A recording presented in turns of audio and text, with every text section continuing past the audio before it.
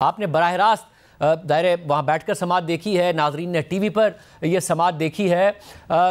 पहले आप भी तनकीद क्या करते थे, उन सहाफ़ियों में शामिल हैं कि जी एक तकसीम बढ़ती जा रही है जिसकी वजह से ख़ुद सुप्रीम कोर्ट का वक़ार मुतासिर हो रहा है। जिस मरतबा बंदियाल ना फुल कोर्ट का इजलास बुलाते हैं, ना फुल कोर्ट बेंच बनाते हैं। फुल कोर्ट का इजलास भी हुआ, फुल कोर्ट बेंच भी बना और जजेस के ज़ाहिर इख्तलाफ राय सामने आ रहा है।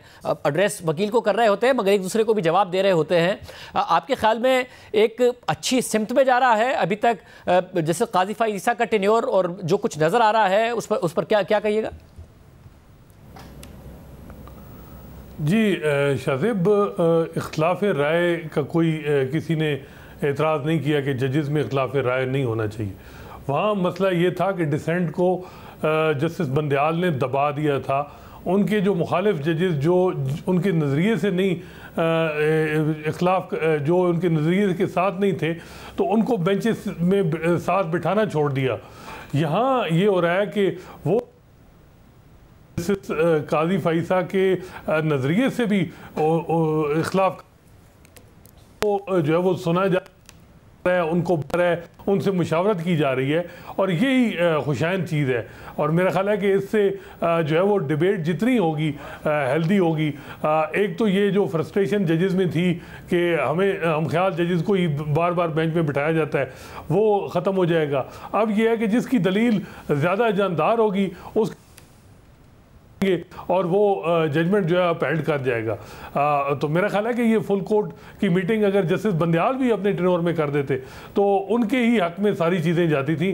मालूम नहीं क्यों वो इस चीज़ से इजनाब करते रहे हैं। आज जो एक डिसेंट है उसको ओपनली जस्टिस काजी फ़ाइज़ा ने जो है वो हम देख रहे हैं कि वो उसको सुन रहे हैं। जो उनके खिलाफ भी जजेस हैं ये भी नहीं पता क्या पता वो मिनॉरिटी में चीफ जस्टिस हों और मेजॉरिटी जो है ओपिनियन दूसरी साइड पे हो। और असद ये बात ज़ाहिर अब नजर आ रहा है कि जब चीज़ें नहीं सामने आ रही थी तो ऐसा लगता था कि जजेस में इतने शदीद इख्तलाफात हैं कि मामला जो है वो तकरीबन एक दूसरे से बात ना करने पर, एक दूसरे की शक्ल ना देखने तक पहुंचा हुआ है। इख्तलाफ राय दुरुस्त कह रहे हैं कि बड़ी हेल्दी साइन होती है, इख्तलाफ राय होना चाहिए। बरक्स इसके के जैसे इफ्तिखार चौधरी के दौर में नजर आता था कि सारे के सारे जजेस एक ही राय देने लग गए थे, उस वक्त भी इस बात पर तनकीद होती थी। मगर इस वक्त ये जो इख्तलाफ राय नज़र आ रहा है, आपके ख्याल में जो मामलात हैं वो जो दीगर बेंचेस बना रहे हैं जैसे काजी फ़ाइज़ ईसा, उसमें भी वो गलतियां नहीं दोहरा रहे हैं जो जस्टिस उमर रज़ा बंदियाल ने की, जिसमें दीगर जजेस को बिल्कुल साइडलाइन कर दिया गया था और हम ख्याल बेंच की इस्तिलाह सामने आई थी? देखिए जस्टिस काजी फ़ाइज़ा के सामने अभी 184(3) का बेंच उनके सामने वो केसेस जो पॉलिटिकल नेचर के सेंसिटिव हाई प्रोफाइल केस हैं उसमें वो जो अपने सीनियर जजेस के साथ मुशावरत के साथ क्या बेंच बनाएंगे, क्या क्राइटेरिया रखेंगे, वो अभी तक क्लियर नहीं है। लेकिन जो बेंचेस बन रहे हैं वो जैसे सरदार तारिक के साथ मुशावरत हो रही है और बताया जा रहा है कि ये कंसेंसस के साथ बेंचेस बनाए जा रहे हैं, न कि ये है कि 2-1 से फैसला होता है। तो ये खुशैन बात है। मेरा ख्याल है कि कुछ खदशात थे जजेस के इस हवाले से कि जी मुशावरत से ये वो, लेकिन जितना चीज़ें आगे जा रही हैं तो ये लग रहा है कि जिस तरह जुडिशल कमीशन में चीफ जस्टिस की जो जजेस अपॉइंटमेंट का इख्तियार कमीशन को दिया गया और वहाँ फिर जो है वो सारे जो जजेस के खदशात थे वो ख़त्म हो गए। यहाँ भी अगर कमेटी इसी तरह जो है वो काम करेगी और सारे जजेस को अपॉर्चुनिटी मिलेगी बेंचेस में बैठने की, अपने जो है वो फ्रीडम ऑफ जो उनकी राय है वो दे सकेंगे। अमूमन ये हुआ अब जिस तरह जस्टिस काजी फ़ाइज़ हैं, पिछले 4 साल से किसी कॉन्स्टिट्यूशनल केस में उनको बिठाया नहीं गया। जस्टिस सरदार तारिक को हार्डली 1-2 केसेस में बिठाया गया। तो ये चीज़ जो है ये गलत थी और मेरा ख्याल है कि अब जस्टिस काजी फ़ाइज़ा इस चीज़ को से इज्तनाब कर रहे हैं और हमें अंदर से भी इतलात यही आ रही हैं कि जो वो बड़ा ग्रेस दिखा रहे हैं। और ये जो इतलात थी कि कोई वो पटिशन टेकअप करेंगे और जूनियर जजेस को आउट ऑफ टर्न जिनकी सुप्रीम कोर्ट में अपॉइंटमेंट हुई है उनको हाई कोर्ट भेज देंगे, ऐसी कोई सूरत नज़र नहीं आ रही। और बड़ी हार्मनी ये भी बताएगा कि खिलाफ वो चल रहे हैं। आपने एक बड़ी दिलचस्प बात की कि अभी तक ये भी नहीं पता जो फुल कोर्ट का बेंच बैठा हुआ है कि कहीं चीफ जस्टिस मिनॉरिटी में ना हो।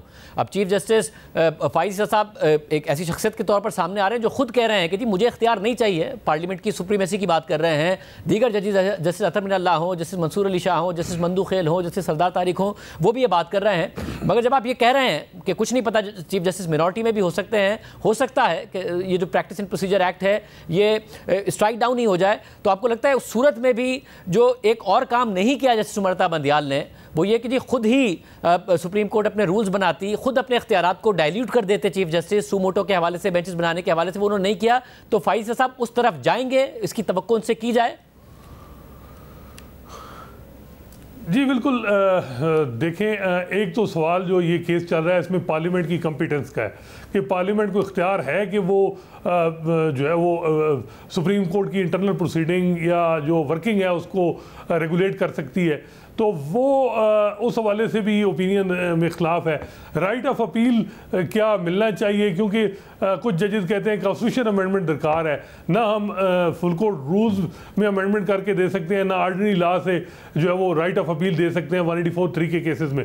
तो ये जो मामला है कि फुल कोर्ट की मीटिंग, वो तो पहले दिन ही फुल कोर्ट की मीटिंग हो गई थी और बताया जा रहा है कि मेजॉरिटी जजेस ने फैसला किया कि सुप्रीम कोर्ट की जो प्रोसीडिंग है लाइव टेलीकास्ट हो। ये फैसला यूनैनिमस नहीं था, लेकिन जब जो है प्रोसीडिंग टेलीकास्ट हुई तो वो जजेस जिनका इख्तिलाफ था, जिनकी रिजर्वेशन थी, उनको भी मेरा ख्याल है कि वो भी इत्मीनान है उनको भी कि जो उनको फीडबैक मिला है। तो ये मेरा ख्याल है कुछ एप्रीहेंशन है, कुछ स्पेकुलेटिव है कि जी आज अगर हमने पार्लियामेंट को ये इख्तियार दे दिया कि जी वो हमारी इंटरनल वर्किंग को जो है वो रेगुलेट करें, तो कल कोई और वो बड़ा लॉ ले, कोई ऐसा कोई चीज़ ले आएंगे जो हमारे मजीद जो है वो इंडिपेंडेंस को इफेक्ट करेगी। तो वो जजेस की तरफ से यही कहा जा रहा है, चीफ जस्टिस काजी फाइजा की तरफ से भी, कि अगर इस किस्म का कोई लॉ आता है तो हम बिल्कुल उसको दोबारा देखेंगे अगर वो इंडिपेंडेंस को इफेक्ट करता है। लेकिन ये जो लॉ है supreme court practice and procedure act, इसमें किसी तरह भी इंडिपेंडेंस ऑफ जुडिशरी इफेक्ट नहीं हो रही। चीफ जस्टिस के इख्तियारात को रेगुलेट किया गया है और शिकायत जो थी वो उसके हवाले से सुप्रीम कोर्ट के अंदर से भी आवाज़ें उठी कि जो चीफ जस्टिस का इख्तियार है वो बहुत ज़्यादा और उसका इस्तेमाल ठीक नहीं हो रहा। तो और इसी तरह पार्लियामेंट के भी कंसर्न थे। तो ये एक मामला डिफरेंट है, लेकिन अगर कोई फ्यूचर में कोई चीज़ ऐसी होती है जो इंडिपेंडेंस ऑफ जुडिशरी को इफेक्ट करती है तो उसको जो है वो देखा जाएगा। लेकिन मसला ये आ रहा है कि जो जजेस जो माजी में 184(3) के केसेस में जो हिस्सा रहे बेंचेस का, और उनकी जुरिस्प्रूडेंस बजाय लग रहा है वो भी अंडर थ्रेट है कि अगर ये कानून इसी तरह अपहेल्ड हो जाता है और 184(3) में राइट ऑफ अपील मिल जाता है तो वो जो फैसले माजी में हुए, क्या पता उनके खिलाफ अपील सुप्रीम कोर्ट में आए तो वो जजेस तो नहीं सुनेंगे, तो दूसरे जजेस जब बैठेंगे तो उनके केसेस ओवरटर्न हो सकते हैं। पनामा जूरिस्प्रूडेंस पे बहुत से जजेस को इख्तिलाफ है।